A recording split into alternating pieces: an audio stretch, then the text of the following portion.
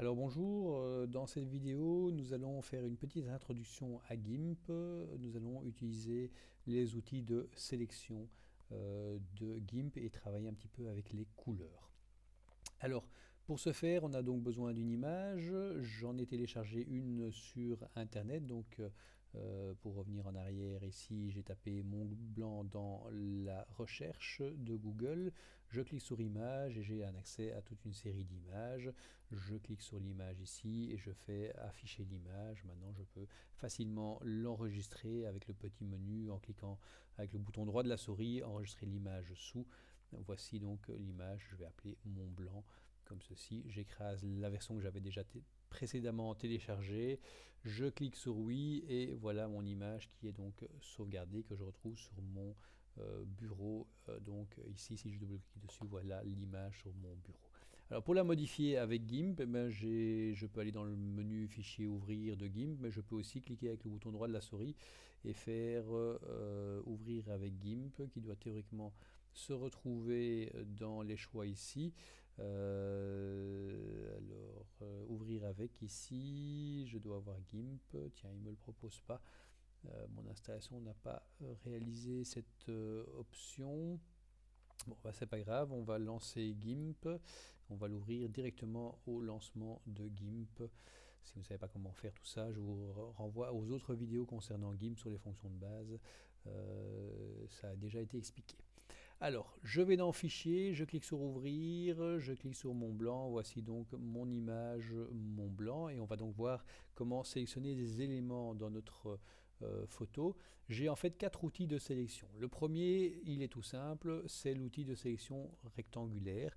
Donc, vous pouvez sélectionner une zone de la photo avec simplement en cliquant en haut à gauche du départ de la sélection et vous descendez jusqu'en bas à droite, vous lâchez votre souris en bas à droite et vous avez les éléments qui sont sélectionnés. Alors ceci me permet déjà de vous apprendre une première opération qu'on peut réaliser, à savoir la suppression d'un élément sur la photo. Alors je vais peut-être prendre juste le ballon que je vais supprimer sur la photo. Je fais delete. Alors évidemment, on voit un fond blanc, ce qui n'est pas forcément, disons, on va se dire ça se voit. Hein, on ne peut pas vraiment dire qu'on a triché sur la photo. On a vu clairement que un élément avait été supprimé. Dans certains cas, c'est moins flagrant que ça. Tout dépend évidemment du fond que vous avez derrière. Évidemment, si vous avez un fond tout à fait blanc, on peut facilement éliminer un élément de notre photo. Si vous avez fait par erreur la suppression, vous pouvez toujours revenir en arrière en appuyant sur CTRL Z une ou deux, trois ou quatre fois et vous revenez chaque fois à des étapes donc en arrière. Si vous voulez désélectionner un élément, vous cliquez en dehors de la sélection et il vous désélectionne l'élément. Donc sélection rectangulaire, sélection ronde, sélection d'un espace à main levée, donc vous pouvez choisir en maintenant le bouton de la souris enfoncé, vous sélectionnez une zone comme ceci et vous pouvez donc, même chose, la supprimer comme ce que vous avez ici. Dernier outil de sélection, oui, l'outil à main levée ici, vous pouvez également, si vous relâchez le clic, vous pouvez également donc sélectionner des zones qui ressemblent à des zones avec des points, donc avec des lignes droites entre les éléments, donc des formes un petit peu plus géométriques, hein, tout à fait possible aussi. Voilà.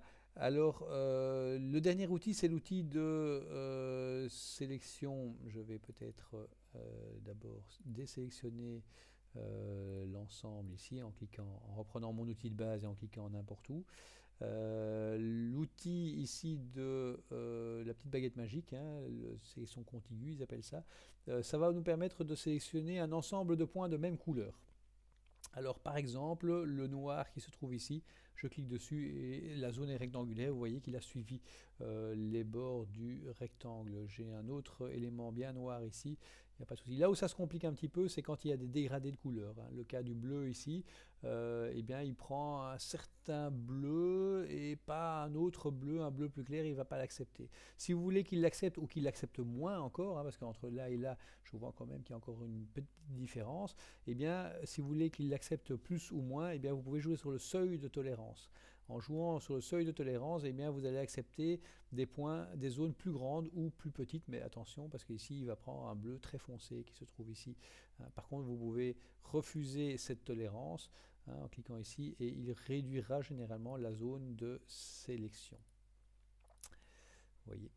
Alors, une fois que, il y a un petit bug apparemment, c'est pas très grave, une fois que la zone est sélectionnée, donc vous pouvez, on va reprendre un élément de base décidément, ici vous pouvez donc effacer la zone ici en cliquant sur, en appuyant sur vos touches Delete. Je vais le mettre de côté, peut-être qu'il m'embêtera moins comme ça. Alors la couleur qui est utilisée ici comme fond, bah, c'est du blanc. Alors c'est pas n'importe quel blanc, en fait c'est le blanc qu'on retrouve ici dans le petit carré blanc qui se trouve caché derrière le carré noir.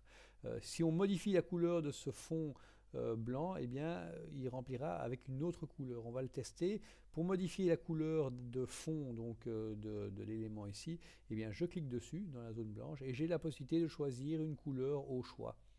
Donc, je peux choisir un bleu plus foncé ici par exemple, et je dois confirmer ma couleur en cliquant ici dessus. Enfin, je peux affiner plutôt ma couleur en cliquant ici. Voilà un bel orange. Je clique sur valider et cette fois-ci donc c'est avec cette couleur là que sera remplacé ce que j'effacerai sur mon document. Donc je sélectionne mon document, j'appuie sur la touche delete et voilà la zone remplacée par de l'orange. Alors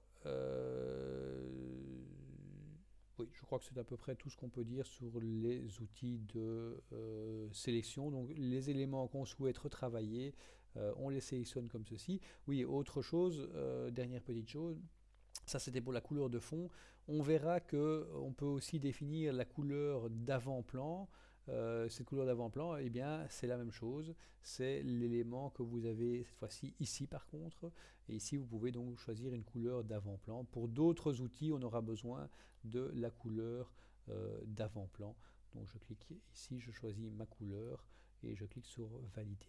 Petit détail qui a son importance, vous avez la possibilité aussi de vous recevez lorsque vous cliquez sur une image le code HTML qui peut vous servir pour vos pages web si vous voulez définir une couleur bien spécifique. Vous avez la notation HTML que vous retrouvez ici et vous avez également mais pour ça je vais modifier un petit peu la disposition de mes fenêtres. Voilà. J'ai également donc dans cette même fenêtre un petit outil ici qui va me permettre d'aller repiquer une couleur et d'en connaître du coup le code HTML ou l'utilisation pour réaliser un logo ou que sais-je. Alors je vais prendre une page web quelconque, par exemple Google ici, et je trouve que le jaune Google me plaît bien, par exemple. Donc je peux cliquer ici sur cet outil ici et je vais cliquer sur mon Google qui se trouve ici et vous allez regarder ce qui va se passer ici dans le rectangle ici.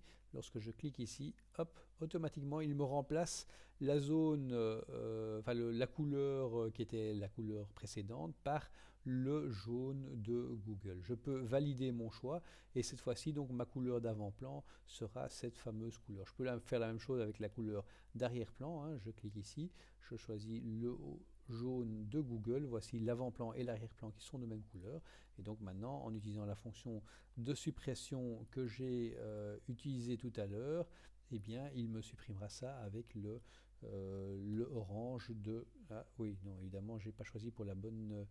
on va recommencer parce que visiblement je n'ai pas choisi la bonne couleur comme ceci. Je vais cliquer là-dessus, hop, voilà, valider, voilà, c'est les deux mêmes couleurs. Visiblement il y a eu un petit souci.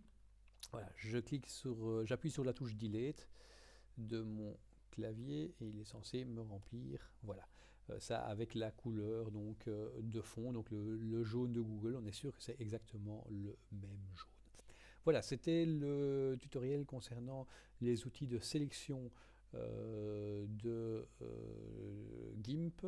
Je vous laisse voir les autres vidéos si vous voulez avoir plus d'informations sur les autres outils et sur les menus qui vont permettre de faire des retouches d'images également. Merci pour votre attention et à très bientôt.